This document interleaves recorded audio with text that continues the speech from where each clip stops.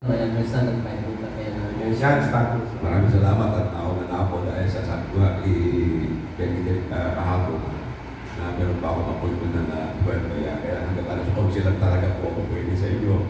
Pero yung nais ko lamang sabihin na yung ating petition sa Korte Suprema ay naghihintay lamang kung ano ang gagawin ng COMELEC.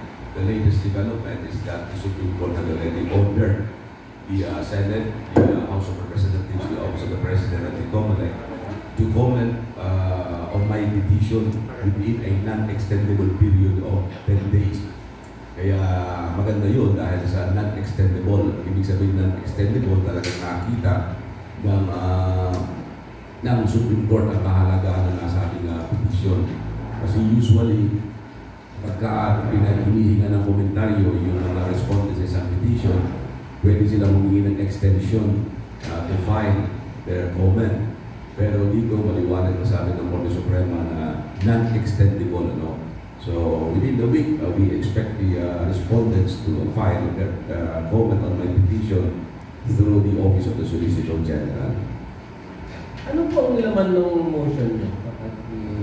Yung aking actually it's a petition na hinihingi ko sa ating Korte Suprema na yung Republic Act 12232 na lagi nilang sinasabi na it is an act postponing the December 2025 barangay elections. Nakakapagtala, siguro pakinggan yung at saka kayong mga taga-media, lahat ng mga reports ninyo nakalagay. The President signed the bill postponing the December 2025 barangay and SK elections.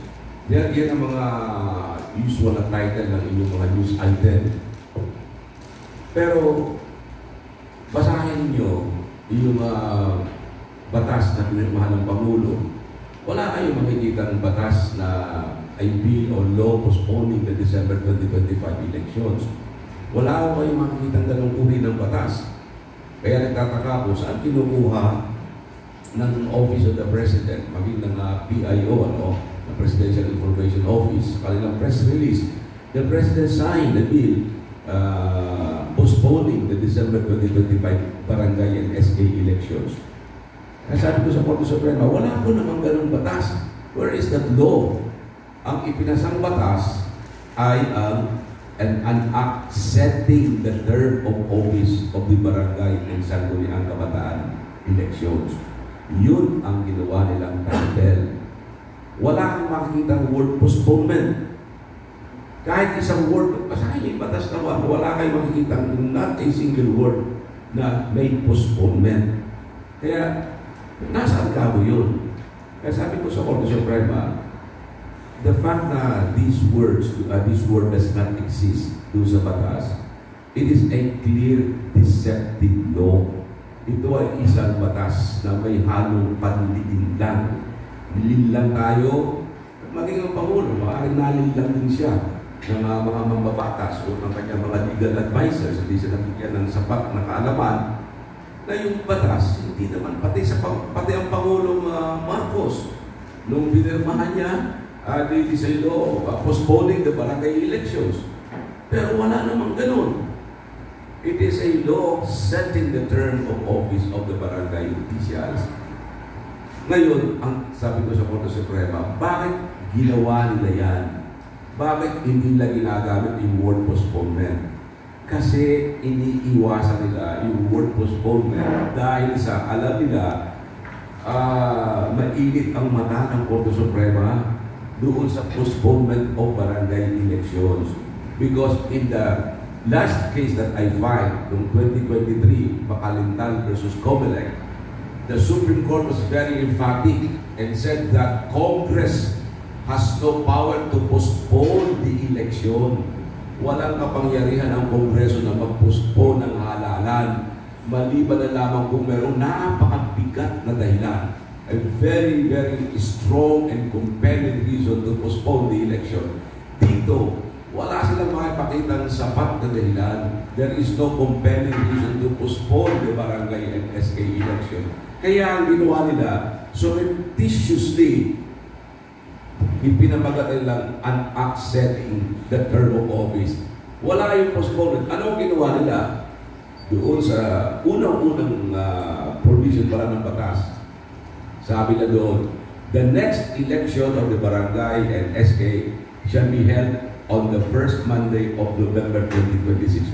So, yun agad na sinabi nila. Parang na sinasabi sa ating lahat, whether you like it or not, ang election natin ay first Monday ng November 2026.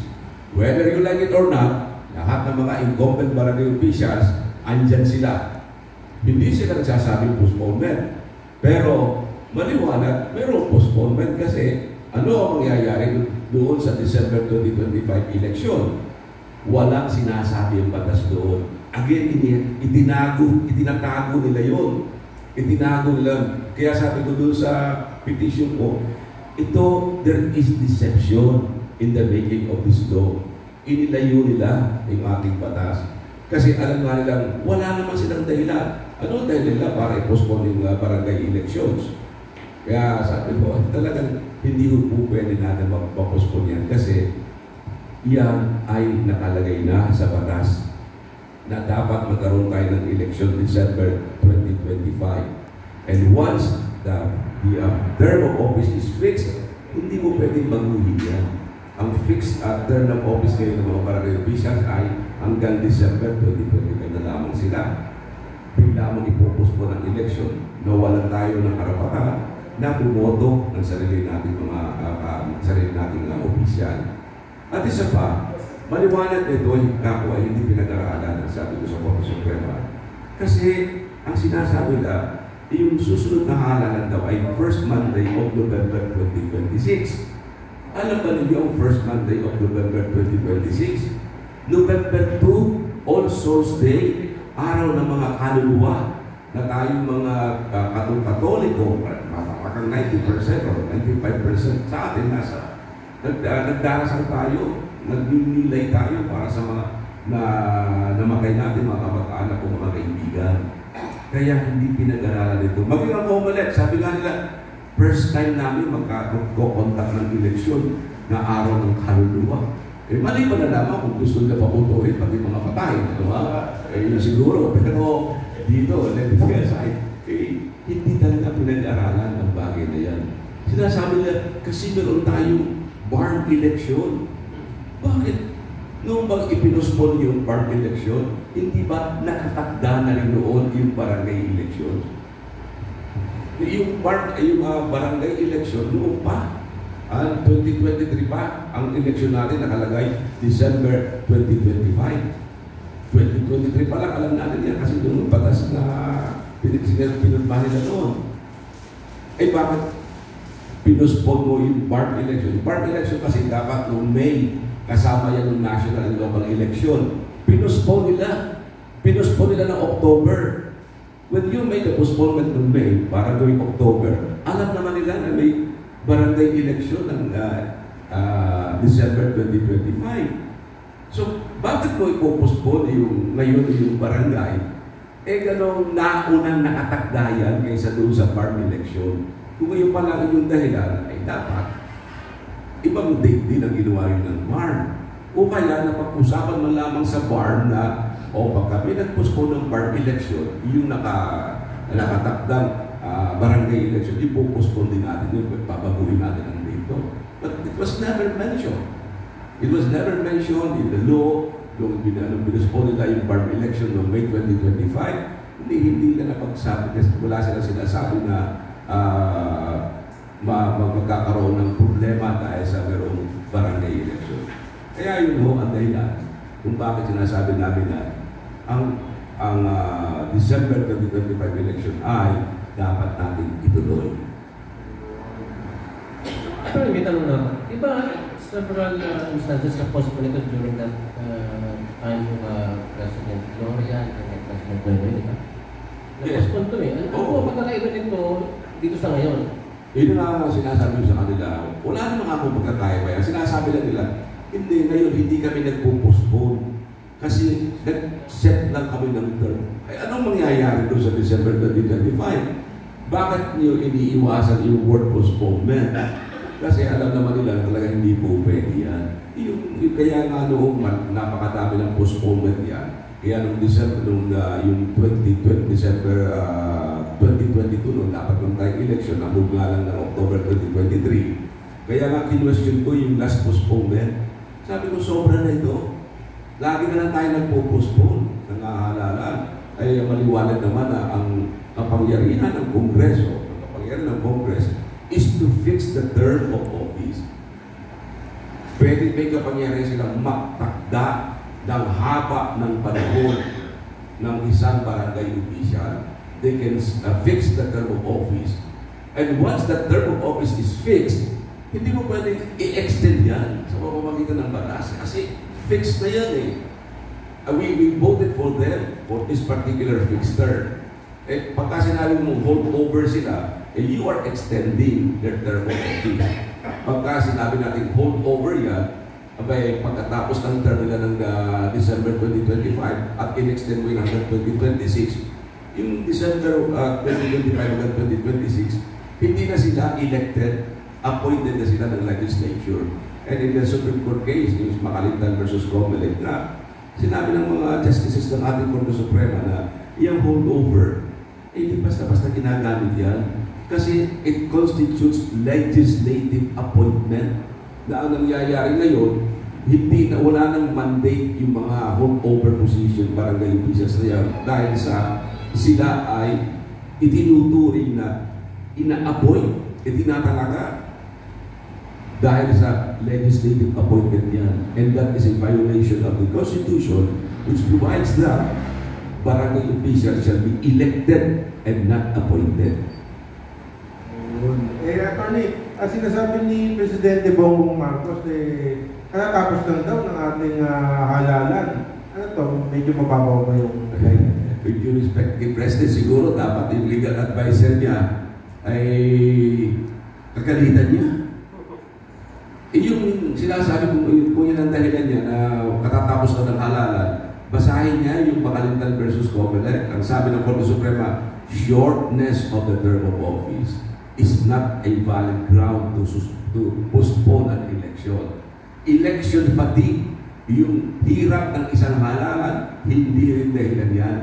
At maliwanag ang Korte Suprema, sinabi na yung mga series of election fatigue is not a valid ground to postpone the election. Kaya with due respect to the President, hindi ho yan dahilan, hindi mabigat na dahilan yan. Kaya sinasabi namin sa Korte Suprema, walang maipakitang dahilan, walang maipakitang compelling reason para i-postpone ang nasabing halalan. Yung BART election, isa sa mga dahilan, abay, alam naman nila na meron nakatakdang barangay election. Tsaka isa pa, may problema rin ngayon sa BART election. Yung printing of ballots kayo, nagkakaroon sila ng problema dahil lang sa na-print na yung mga balota, ay nangyari ngayon yung legislative district ng Sulu, palibhasa, nagkaroon ng decision ng Korte Suprema na ang Sulu ay hindi bahagi ng BART. Yung 7 legislative districts ng nakalaan para sa province of Sulu, i-distribute ngayon doon sa 5 probinsya na sakop ng BART. Ay na-imprint na yung original na mga positions doon sa BART, doon sa 5. Kaya mababago yun. Kasi i-distribute ngayon yung 7 na yun doon sa 5 probinsya. And one thing more, yung mga names ng kandidato ay nandun doon at saka meron pa rin filing of certificate of candidacy dahil sa nadagdagan ang posisyon na kung saan yun ang dapat magkaroon ng election. At saka isa pa, meron pa rin nakapimpin na petition sa Korte Suprema na question ngayon yung BART election na yan. Eh, paano mo biglang sabihin na postpone muna natin ang BART election dahil sa meron din problema sa Korte Suprema? So, nangyari doon, pinuspon mo yung BART, pinuspon mo na rin yung barangay election, nawalan tayo ng 2 eleksyon sa panahon ito. Attorney, nitong Biyernes lang, nagtungo ang Liga ng mga Barangay sa Pilipinas. Si dating DOJ Secretary Attorney Agra, kung saan umu-oppose sa inyong petisyon sa Supreme Court. Sinasabi nila, yung sa extension ng yung kanilang term of office ng mga barangay officials, bitin daw. na talagang tama lang ng ano para next year. Sa akin palagay, without preempting ang sino man with respect to Atty. Alcantara, hindi yun valid reason. At saka isa pa, yung mga liga ng mga barangay officials, yung incumbent na nagsasabi na mababawasan daw sila ng 1 taon, hindi ho reason yan. Kung yan ay dahilan ninyo, bakit kayo tumakbo noong October 2023? Ganong alam ninyo na 2 taon lamang ang ipagsisilbi ninyo. Bakit hindi ninyo in-question yung term of office na yan? Bakit nag-file kayo ng certificate of candidacy? You are already stopped from a claim na mababawasan ang inyong term of office. Kasi nung kayo tumakbo, ang inyong tinakbuhan at ang pagkakaalam ng mga bumoto sa inyo, 2 taon lamang kayo magsiservisyo. At dahil sa nang bumoto kami, alam namin 2 taon lamang kayo magsiservisyo, hindi namin kayo binigyan ng karapatan ng magservisyo ng 2 taon, ng sosobra sa 2 taon. Sa kaso ng, may isang kaso na yan, yung David versus Scotland, 1977 o 1998 case yan. Sabi ng Korte Suprema, yung mga barangay officials na yan na sinasabing kulang ang term of office, stop na sila. Hindi na nila pwedeng questionin yung batas na kung saan sila tumakbo. Because if they really have problems with that particular term of office, dapat sila mismo ay naghain din ng reklamo. The fact na hain kayo ng certificate of candidacy, inaamin nyo doon, tinanggapin nyo na 2 taon lamang ang inyong magiging panunungkulan. Ang point ka talaga dyan. 2 taon lang. Tsaka isa pa, meron din nag-fight ngayon yung mga youth, yung mga kabataan natin in support of my petition. Yan ay isinampan natin ng mga kabataan natin na sinasabi nila, pag pinuspon yung halalang ito, kami na magiging 24 sa 24 years old sa November, tinatanggalan nyo kami ngayon ng karapatang maging kandidato. Kasi sila ngayon qualified sila. Pero pagka ginawa mo ang eleksyon sa November 2026, hindi na sila papasok kasi lalagpas sila sa 24 years old. Kaya sabi nila, pag pinuspon nyo ito, kami mga 23 years old kami, o 24, na qualified kami ngayon, tinatanggalan nyo kami ng karapatan na makapaglingkod din sa as SK officials kapag kaya ay ginawa niyo sa November 2026, which is a very, very good point. Ano ha? Na sila man ay mapagkakaitan din ng kanilang karapatan. Kasi nung bumoto sila, nung nakaraang halalan ng SK, ang pagkakaintindi nila magkakaroon ng halalan ng December 2025. Kaya pinalak nila na itong December 2025, sila ay tatakbo. Ngunit kung pipigilan sila, sa next year, nagpasa sila ng taon. Kaya pag napuspon ito, tinanggalan din natin sila ng kanilang right of suffrage to be voted for the same position. Alright, napakainit talaga ng usapin pagdating sa BSK election. Dumako rin naman tayo sa isa pang